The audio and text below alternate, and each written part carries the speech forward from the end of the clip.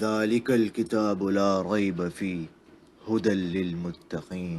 بسم اللہ الرحمن الرحیم۔ الحمدللہ، آج ہماری تلاوت کا آغاز چھٹے پارے سے لا یحب اللہ جہر بالسوء، اللہ کی طرف سے تلقین ہے کہ برائی کے تذکرے نہ کرو، ہاں مظلوم ہو وہ ظالم کے ظلم کا تذکرہ کرے، یہ انصاف ہے اور اسلام اسے یہ حق دیتا ہے، لیکن اخلاق اعلیٰ اسلام کے یہ ہیں کہ معاف کر دے، معاف کر دے۔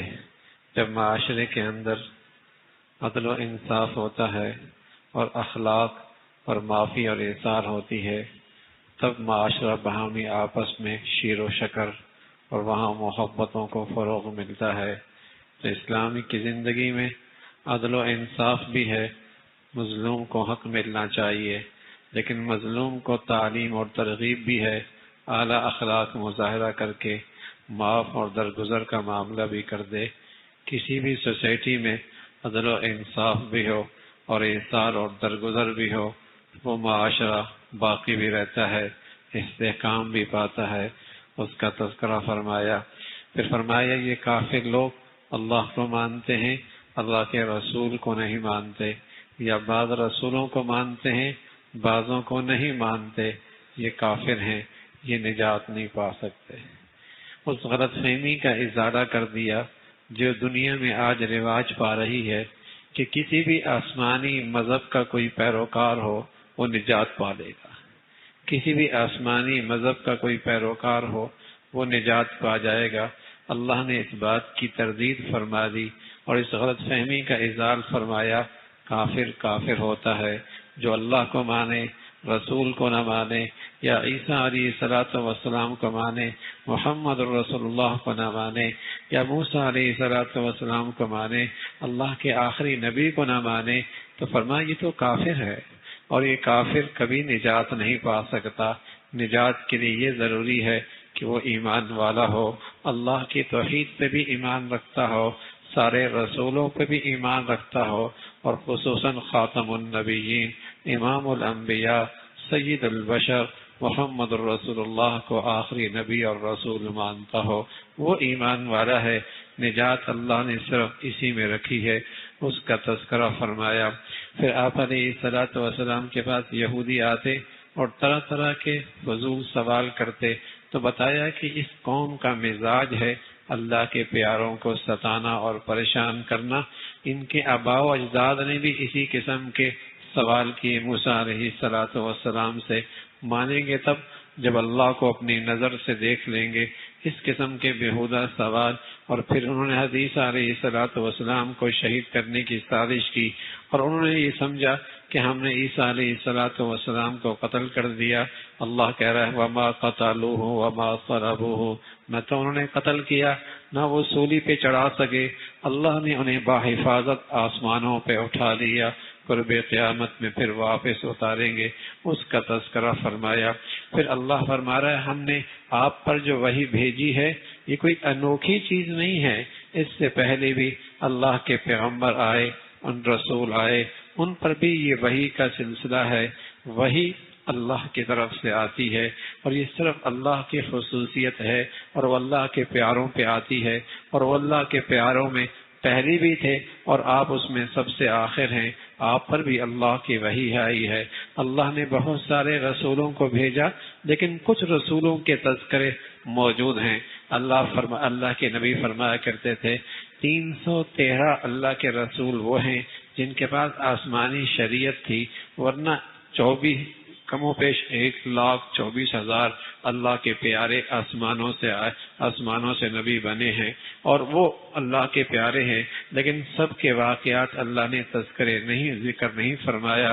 اور پھر فرمایا کہ یہودیوں کے بعد عیسائیوں کے اندر ایک عام گمراہی تھی کہ وہ دین میں غلو کرنے والے تھے۔ انہوں نے حدیث علیہ الصلوۃ والسلام کے بارے میں غلط عقیدہ نکالا، اور اس میں 3 فرقے بنے۔ ایک فرقہ کہتا عیسیٰ علیہ الصلوۃ والسلام ہی خود خدا ہیں، ایک یہ کہتا کہ نہ یہ اللہ کے بیٹے ہیں، اور تیسرا فرقہ یہ کہتا کہ 3 کا ایک اجتماع مل کر ایک خدا بنا، مریم ہے اور عیسیٰ ہے، اور ایک اور حصہ ہے۔ ان تینوں کا ملانے سے خدا بنتا ہے۔ اللہ رب العزت نے تینوں کی مذمت فرمائی، فرمایا اللہ ایک ہے، اور خود عیسیٰ علیہ السلام کو اللہ کی بندگی کرنے میں کوئی عار نہیں ہے، بلکہ انہیں تو اعزاز، وہ اپنے لیے اعزاز سمجھتے ہیں۔ اللہ کی بندگی اور اللہ کے بندے بن کر زندگی گزارنا، اس کا تذکرہ۔ پھر اس صورت کے آخر میں پھر عورتوں کی حقوق کا تذکرہ فرمایا، خصوصاً وراثت کے معاملے میں کوتاہی اور اس میں کمی، اس کی مذمت اور اس پر تنبیہ فرمائی۔ پھر سورہ مائدہ ہے، مائدہ کہتے ہیں دسترخوان، چونکہ اس پہ ایک دسترخوان کا تذکرہ اور قصہ ہے، اسی نسبت سے اس پوری سورت کا نام مائدہ ہے کہ ابتدا میں اہل ایمان کو تلقین فرمائی، جو بھی تم عہد کرو، عقد کرو، اس عقد کو، عہد کو پورا کرو، چاہے وہ عہد تمہارا اور اللہ کے درمیان ہو، اور چاہے وہ عہد اور عقد تمہارے اور مخلوق کے درمیان میں ہو، اور اس عہد کو پورا کرو۔ نیکی کے راستے میں تم ایک دوسرے کے معاون بنو، مددگار بنو۔ زمانہ جاہلیت میں بہت ساری حرام چیزیں حلال قرار دی جاتی تھیں، قرآن میں اس کا تذکرہ فرمایا کہ مردار حرام ہے، خنزیر حرام ہے، غیر اللہ کے نام پہ نظر و نیاز حرام ہے، اور وہ مردار جس کی جان خود چلی گئی وہ مردار ہے، وہ حلال نہیں ہے۔ اس سے ایمان بھی اور باطن بھی خراب ہوتا ہے، صحت اور جسم کی بھی خرابی اس کے اندر موجود ہے۔ پھر بتایا کہ اللہ کا اس امت پر بڑا انعام ہے، اور وہ انعام یہ ہے کہ اللہ نے اس امت کو رسول اللہ صلی اللہ علیہ وسلم کی واسطے سے ایک ایسی نظام زندگی دی ہے جو کامل اور مکمل ہے، اور ایک پیغام دے کر یہ آیت اتاری کہ آج ہم نے نعمت اپنی مکمل کر لی۔ وہ نعمت کیا تھی؟ نعمت اسلام۔ ایک مکمل زندگی کا نام اسلام ہے، ایک مکمل ضابطہ زندگی اور دستور کا نام اسلام ہے۔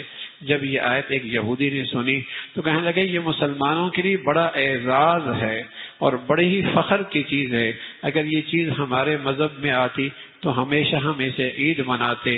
حضرت عمر فرمانے لگے مجھے خوب پتہ ہے جب یہ آیت اتری تو اس دن مسلمانوں کی 2 عیدیں تھیں، عرفہ کا دن تھا، جمعے کا دن تھا۔ اس دن اللہ نے مسلمانوں کو اس آیت کے ذریعے یہ پیغام دیا، تو اس میں اس بات کی تلقین اور پیغام دیا کہ مسلمانوں کے پاس ایک مکمل ضابطہ ہے، زندگی ہے۔ لیکن بدقسمتی ہے بھائی، آج مسلمان کسی طرح بھی بسا اوقات کہیں عبادت کا مسلمان ہے تو معاملات کا نہیں ہے، کہیں اخلاق کا مسلمان ہے تو معاشرت کا نہیں ہے، اس نے بس ایک حصہ لے رکھا ہے اور اسی پر وہ بالکل قناعت کیے بیٹھا ہے اور مطمئن ہے، اس لیے ساری دنیا میں خوار ہے۔ اس لیے کہ جو آدمی اپنا تشخص ہی چھوڑ دے، بتائیے اس کا بقا اور اس کا وجود کیسے ہو سکتا ہے؟ جسے اپنے دین پر ہی فخر نہیں ہے بلکہ دین پہ چلنے پہ وہ اپنے لیے عار سمجھتا ہے، یا دین ہی کو اپنے لیے ترقی میں رکاوٹ سمجھتا ہے، تو بتائیے اس امت کا کیا حال ہونے والا ہے۔ پھر اللہ رب العزت نے تذکرہ فرمایا کہ شکار کرنا اور شکاری کتے کے ذریعے شکار کرنا وہ حلال ہے۔ شکاری کتا وہ ہوتا ہے جسے سکھایا جاتا ہے اور پھر وہ شکار کرتا ہے، شکار روکتا ہے، کھاتا نہیں ہے، اس کا شکار حرام ہے۔ جب اسے پڑھایا جائے، سکھایا جائے اور اس کے پڑھائی اور سکھائی کا اس پر اثر یہ ہو کہ وہ شکار روکے اور کھائے نہیں تو اس کا شکار حرام ہے۔ یوں تو کتا ایک بہت بری چیز ہے، زمانہ جاہلیت میں کتے سے بڑا پیار ہوا کرتا تھا، اور آج جدید مغربی دنیا کی تہذیب کے اندر بھی کتے سے بڑا پیار ہے۔ یہ نئے دور کی جدید دور کی جہالت ہے، اس دور کے اندر بھی کتے سے بڑا پیار تھا۔ جب اللہ کے نبی آئے تو فرمایا کتا جہاں ملے اسے مار دو۔ جب خوب نفرت بیٹھ گئی تو پھر حکم آیا مارو نہیں، کالا کتا ہو اسے مار دو۔ پھر اس کے بعد جب دیکھا اور نفرت بیٹھ گئی، اب فرمایا اب ایسا کرو، جو کتا اس لیے رکھا جائے تاکہ اس سے حفاظت ہو، اس کی اجازت ہے، اس کی اجازت ہے، لیکن فرمایا گندا اتنا ہے بلا ضرورت کے گھر پہ رکھا اللہ کے رحمت کے فرشتے نہیں آئیں گے، اللہ کے رحمت کے فرشتے نہیں آئیں گے۔ اور اگر اس کا لعاب لگ گیا کپڑوں پہ، برتن پہ، عام حالت میں یہ صاف نہیں ہوگا، صفائی کا بڑا اہتمام کرنا ہوگا۔ ایک نامراد نادان کہنے لگا اچھا ہے کتا گھر میں ہے فرشتہ ہی نہیں آئے گا، مریں گی نہیں۔ تو بزرگ کہنے لگے نادان جب فرشتہ آئے گا پہلے کتی کی جان لے گا پھر تیری بھی جان لے گا، وہی فرشتہ جو تیری جان لے رہا کتی کے لے رہا ہے وہی تیری بھی جان لے لے گا، ایسا نہیں ہے۔ لیکن ہاں تیرا گھر اللہ کی رحمت سے خالی ہو جائے گا، تو اللہ کی رحمت سے محروم ہو جائے گا۔ تو لیکن یہ کتا ہے اور اس نے اپنے مالک کی سکھائی پر اثر لیا، اس کا کتے کا ذکر قرآن میں ہے، فرمایا اس کا شکار بھی حلال ہے۔ تو علماء نے اور تفسیر کرنے والوں نے ایک نقطہ لکھا، کتا ہو کر تعلیم کا اثر لے اس کی شان بڑھ جاتی ہے۔ بتائیے یہ انسان اگر قرآن اور حدیث کے ذریعے تربیت پالے اور اس کا اثر لے لے تو اس کا اثر اللہ، اس کا مقام اللہ کے ہاں کتنا بڑا ہو جائے گا، اس کا مقام اللہ کے ہاں کتنا بڑا ہو جائے گا، اس کا تذکرہ فرمایا۔ پھر فرمایا ایمان والو جب اللہ کی بارگاہ میں حاضری ہو تو پاک صاف ہو کے آؤ، اور اس کا طریقہ وضو بتایا۔ وضو، ایک شخص آیا اللہ کے نبی کی خدمت میں، کہنے لگا یا رسول اللہ احب ان یوسع لی رزقی، میں چاہتا ہوں میری معاشی حالت اچھی ہو جائے۔ ہر ایک چاہتا ہے، لوگ وظیفے پوچھتے ہیں، معاش معاش معاش معاش، ساری فکریں معاش کے گرد گھومتی ہیں۔ تو کہنے لگا یا رسول اللہ احب ان یوسع لی رزقی، میں چاہتا ہوں میرا رزق کشادہ ہو جائے، معاش اچھا ہو جائے۔ اللہ کے نبی فرمانے لگے دم علی الطہارہ حتی یوسع لک رزقک، دیکھو ہمیشہ طہارت کی زندگی گزارو، اللہ تیرے رزق کی تنگی ختم فرما دیں گے۔ لوگ وظیفے پوچھتے ہیں، نبی کے وظیفے سے بڑھ کر کوئی وظیفہ نہیں ہو سکتا، نبی سے وظیفے سے بڑھ کر کوئی مؤثر وظیفہ نہیں ہو سکتا۔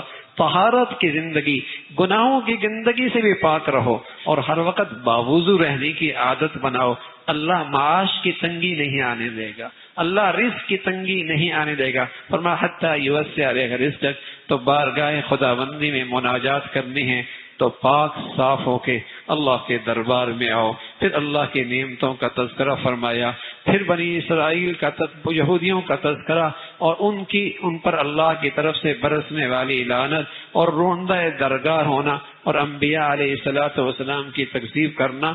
اتنی سرکشی کے باوجود بھی وہ اس غلط فہمی کا شکار تھے کہ ہم اللہ کے پیارے ہیں، ہم نے جنت ہی میں جانا ہے، ہم تو اللہ کے لاڈلے ہیں، ہم نے تو اللہ کی جنت ہی میں جانا ہے۔ اللہ کہہ رہا ہے اگر ایسا ہی ہے تو پھر اللہ تمہیں گناہوں کی وجہ سے عذاب کیوں دیتا ہے اور بار بار تمہیں عبرت کا نشانہ کیوں بناتا ہے، اس کا تذکرہ فرمایا۔ پھر اس قوم کے کرتوت جو انہوں نے اپنے نبی کی شان میں گستاخیاں کی، اس کا تذکرہ فرمایا۔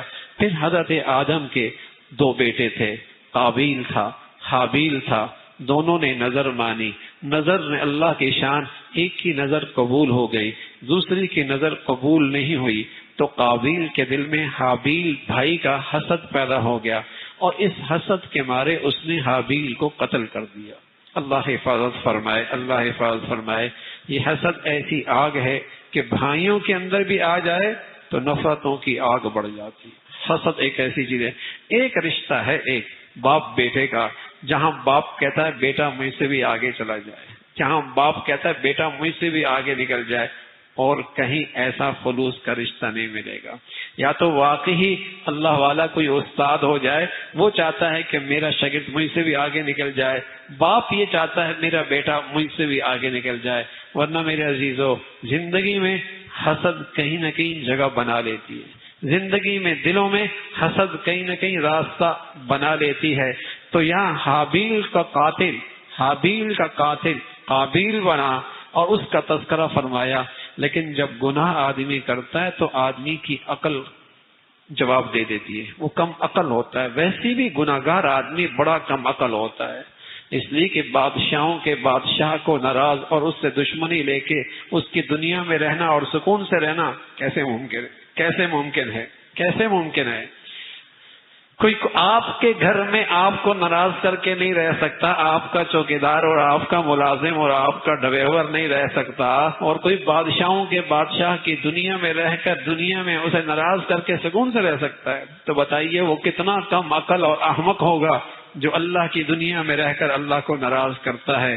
تو اس کی عقل نے جواب دے دیا، مار تو دیا، سمجھ میں نہیں آ رہا دفن کیسے کروں۔ اللہ نے کوہ بھیجا، کوہ نے اپنے کوے مردار کو اٹھایا اور اس کا گڑھا کھودا، اس میں گڑھے میں ڈال کر اسے کھینچ کر ڈال کر اوپر مٹی ڈال دی۔ اسے اپنی عقل پہ افسوس ہوا، یہ کوہ ہے، اس کو دفن کرنا آیا، مجھے لاش چھپانا نہیں آئی۔ اس کا تذکرہ فرمایا کسی کی ناجائز جان نہ لینا، کسی کی زندگی بچانا انسانوں کی زندگی بچانا ہے، اور کسی کو نہ حق قتل کرنا اور اس قتل کو جائز سمجھنا ہمیشہ کا جہنمی ہے۔ اور پھر فرمایا ڈاکو ہے جسے کہیں کہ ڈاکو ہے، سرکش ہے، فسادی ہے، اس کی سزا کا تذکرہ فرمایا، سولی پہ لٹکایا جائے گا اور اس کے ہاتھ اور پاؤں خلاف طور پہ تکاڑ دی جائیں گے، اس لیے کہ جو اسلامی معاشرے میں امن اور سلامتی کا جسے کہیں کے لیے خطرہ بنتا ہے، اسلام نے اس کے لیے سزائیں بھی مقرر کی ہیں۔ چوری کرنے والا مرد، چوری کرنے والی عورت، فقطعوا ایدیہما، اس کے ہاتھ کاٹے جائیں گے۔ لیکن آج زمین ان اسلامی سزاؤں سے کیا خالی ہو چکی ہے کہ کسی کی جان، مال، عزت، آبرو محفوظ نہ رہی۔ آج دنیا کی زمین اسلام کی ان قوانین سے کیا خالی ہوئی ہے؟ تمام تر ترقی کے باوجود، جرائم روکنے کے تمام جدید آلات کے باوجود، دنیا آج جرائم سے بھر چکی ہے۔ دنیا آج جرائم سے بھر چکی ہے۔ ذرا اپنے پڑوس کبھی نظر کیا کرو، جہاں دنیا جدید وسائل تو نہیں رکھتی لیکن اللہ انہیں جزائے خیر دے، کچھ اسلامی قوانین کیا نافذ کر دی انہوں نے، سبحان اللہ، ان کی زمین ہر قسم کے جرائم سے پاک ہو گئی ہے۔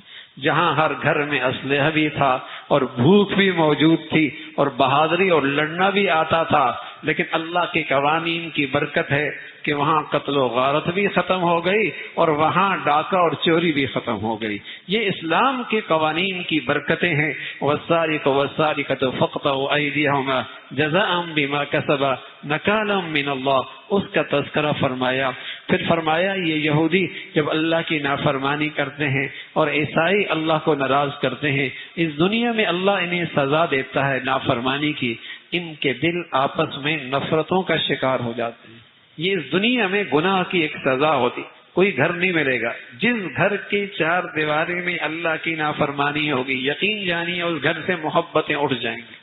اور یہ ہمیں ایسا یقین ہے جیسے سورج نکلنے کے بعد دن کا آنا یقینی ہے، اس لیے کہ گناہ کی یہ سزا اللہ نے قرآن میں بتائی ہے۔ جن گھروں میں اللہ کی نافرمانی ہوتی ہے وہاں دل نفرتوں سے بھر جاتے ہیں، وہاں محبتیں روٹ جاتی ہیں، وہاں گھروں سے محبتوں کی مٹھاس ختم ہو جاتی ہے۔ یہ اس دنیا میں گناہوں کی سزا اللہ نے پہلی قوموں کو بھی دی ہے، اس کا تذکرہ فرمایا۔ پھر اللہ نے اہل ایمان کو بتایا کہ نفس جان کے بدلے میں جان ہے اور اذن کان کے بدلے میں جان ہے، جس عضو کو کاٹا اس کے بدلے میں اسے کاٹا جائے گا، اس کا تذکرہ فرمایا۔ پھر انبیاء علیہ الصلوۃ والسلام کا تورات اور انجیل اور ان کتابوں کا تذکرہ فرمایا، اور پھر بتایا کہ جو ان کی اطاعت جب تک وہ آسمانی کتابوں پہ عمل کر رہے تھے اللہ کی مدد بھی تھی، اللہ کی مہربانی بھی تھی۔ پھر اللہ نے اہل ایمان سے کہا ایمان والو یہود و نصارہ سے دلی دوستی نہ رکھنا، وہ آپس میں ایک دوسرے کے ساتھ اکٹھے ہیں تمہاری دشمنی میں وہ تمہاری دشمنی میں وہ آپس میں اکٹھے ہیں، لیکن اگر تم نے ان سے دوستی لگائی تو کل قیامت میں تم انہی میں سے اٹھائے جاؤ گے۔ حدیث میں رسول اللہ صلی اللہ علیہ وسلم فرمایا کرتے تھے من احب قوما، جس نے کسی قوم سے محبت کی تو کل قیامت میں اللہ انہیں اسی سے اٹھایا جائے گا، انہی کے ساتھ اللہ میاں اٹھائیں گے۔ پھر فرمایا جب تم کفار سے دوستیاں کرو گے اس کا نتیجہ کیا ہوگا؟ تمہارے معاشرے میں ارتداد شروع ہو جائے گا، تمہارے بچے اور بچیاں جو کافروں سے دوستیاں اور یاری لگائیں گے، ایک وقت آئے گا تمہارے بچے ہندوؤں سے شادی کرنے لگ جائیں گے اور تمہاری اولادیں عیسائیوں سے شادی کرنے لگ جائیں گے اور تمہاری اولادیں سکھوں سے شادی کرنے لگ جائیں گی۔ وہ کہیں گے اسلام کوئی چیز نہیں، مذہب انسانیت ہونی چاہیے بس۔ پھر وہ یہ کیا کہیں گے؟ اسلام مذہب کوئی چیز نہیں، انسانیت ہونی چاہیے۔ یہ کفر سے دوستی کا نتیجہ ہے کہ مسلمان معاشرے میں ارتداد پیدا ہو جائے گا۔ فرمایا پھر اس ارتداد، اس سے اللہ کی سلطنت میں کوئی فرق نہیں پڑے گا اور اللہ کی عزت اور شان میں کوئی فرق نہیں آئے گا۔ اللہ اور ایسے لوگوں کو اٹھائے گا اور پیدا کرے گا جو اللہ سے محبت کریں گے، اللہ ان سے محبت کریں گے، اور وہ مسلمانوں کے لیے نرم دل رکھتے ہوں گے اور کفار کے لیے وہ سخت دل رکھتے ہوں گے، اور وہ اللہ کے دین کی سربلندی کے لیے جان کی بازی بھی لگا دیں گے اور کسی کی ملامت کی پرواہ بھی نہیں کریں گے۔ اور یہ وہ لوگ ہیں جو اللہ اور اللہ اور کے رسول سے محبت کرنے والے ہیں، یہ اللہ کی جماعت ہے، اللہ انہیں غالب کریں گے، اس کا تذکرہ فرمایا۔ پھر اللہ رب العزت نے ایمان والوں کو تلقین فرمائی، جو تمہارے دین کا مذاق اڑائیں تم ان سے دوستی لگاؤ، جو تمہارے دین کا مذاق اڑائیں، جو تمہارے شاعر اسلام کا مذاق اڑائیں، تم ان سے دلی دوستیاں رکھو، یہ تو غیرت کی بھی خلاف ہے، اس کا تذکرہ فرمایا۔ پھر اللہ رب العزت نے فرمایا کہ جو بھی ایمان کی زندگی، اعمال صالحہ کی زندگی لے کے آئے گا، اللہ رب العزت اسے کامیاب فرمائیں گے۔ عیسائیوں کا یہ عقیدہ کہ عیسیٰ علیہ السلام اللہ کے بیٹے ہیں، فرمانا عیسیٰ علیہ السلام تو خود کہہ رہے کہ اللہ کی بندگی کرو، وہ میرا بھی رب ہے، وہ تمہارا بھی رب ہے، اس کا تذکرہ فرمایا۔ پھر منافقین کا تذکرہ جو جہنم کے سب سے نچلے درجے میں ہوں گے، اور وہ اللہ کی اور بنی اسرائیل پر اللہ کی لعنت ہوئی، اور لعنت اس لیے ہوئی کہ وہ برائیاں کرتے تھے اور برائیاں دیکھتے تھے، نہ برائیوں سے باز آتے تھے، نہ برائیاں روکتے تھے، تو اس پر ان پر اللہ کی لعنت ہوئی، اس کا تذکرہ فرمایا۔ فرمایا مسلمانوں سے دشمنی میں یہودی پہلے نمبر پر ہیں، مشرک دوسرے نمبر پر ہیں، عیسائی جو واقعی عیسیٰ علیہ السلام کے سچے پیروکار ہیں، ان کے دل میں مسلمانوں کے لیے نرم گوشہ ہے۔ لیکن آج دنیا میں جو عیسائی موجود ہمارے سامنے ہیں، وہ تو اس پر تو یہودیوں کا اثر ہے، یا وہ لا مذہب ہیں یا لا دین ہیں، اس لیے وہ بھی مسلمانوں سے دشمنی میں کہیں کم نہیں ہیں۔ لیکن جو سچے عیسائی تھے، عیسیٰ علیہ السلام کے پیروکار تھے، ان کے دلوں میں مسلمانوں کے لیے نرم گوشہ تھا۔ ایک وفد حضور علیہ السلام کی خدمت میں آیا اور اس نے قرآن سنا، اس کی آنکھوں سے آنسو جاری ہو گئے، اس کا تذکرہ قرآن میں فرمایا۔ جن چیزوں کو اللہ نے حلال کیا ہے تم انہیں حرام نہ قرار دو۔ پھر قسم کے کفارے کا تذکرہ فرمایا، شراب اور اسی طرح جوا، یہ ساری کی ساری چیزیں گندگی ہیں اور حرام ہیں، اور اس کی کوئی گنجائش نہیں، اس سے دلوں میں نفرتیں پیدا ہوتی ہیں۔ پھر حج کے دوران احرام کی حالت میں شکار کے متعلق احکامات آئے، بیت اللہ کی عظمت کا تذکرہ فرمایا۔ پھر بتایا کہ لا یعنی سوال نہ کرو، بمقصد بات پوچھا کرو۔ پھر اہل ایمان سے کہا اگر تم اپنی ذاتی زندگی میں ایمان کے تقاضے پورا کر رہے ہو اور برائی سے روک بھی رہے ہو اور اچھائی کی طرف دعوت بھی دے رہے ہو، تو کسی کی گمراہی کا تمہیں کوئی نقصان نہیں ہوگا۔ جب تم زندگی کے آخری سانس اور آخری آثار محسوس کرو تو جن چیزوں کے اندر وصیت کرنی ہے تو اہتمام سے وصیت کر دو۔ کسی کا حق تمہاری اوپر ہے، کسی کا قرضہ تمہاری اوپر ہے، کسی کو تم کچھ دینا چاہتے ہو تو پھر وصیت لکھ دو اور کسی کو گواہ بھی بنا دو۔ پھر اللہ رب العزت نے آخرت کا تذکرہ فرمایا کہ آخرت کے دن اللہ انبیاء سے پوچھیں گے کہ کیا تم نے اللہ کا پیغام پہنچا دیا، اور خصوصاً عیسیٰ علیہ السلام کو، جن کو اللہ نے غیر معمولی معجزے عطا فرمائے، ان سے ان کے قوم نے کہا اے عیسیٰ، اللہ کے آپ پیغمبر ہیں نا، آپ اللہ سے دعا کر دیں، اللہ کھانوں سے سجا ایک دسترخوان ہم پہ نازل فرما دے۔ عیسیٰ علیہ السلام نے فرمایا ایسا سوال نہ کرو، اس لیے کہ جب تمہارا مطالبہ من پسند کا ہوگا اور اس میں تم ناشکری کرو گے پھر سزا بھی سخت ہوگی۔ دعا اللہ کی قبول ہوئی، اللہ نے دسترخوان بھیج دیا۔ اسی نسبت سے سورت کا نام سورہ مائدہ ہے۔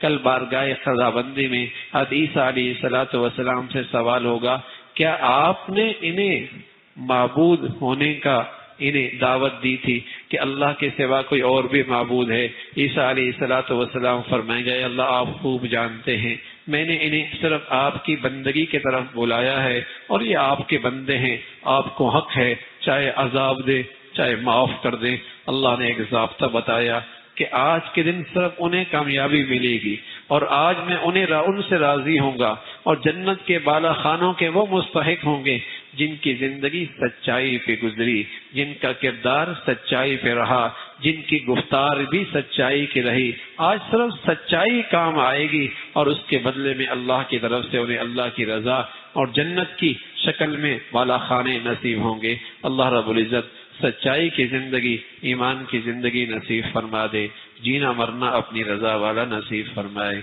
وآخر دعوانا ان الحمد للہ رب العالمین۔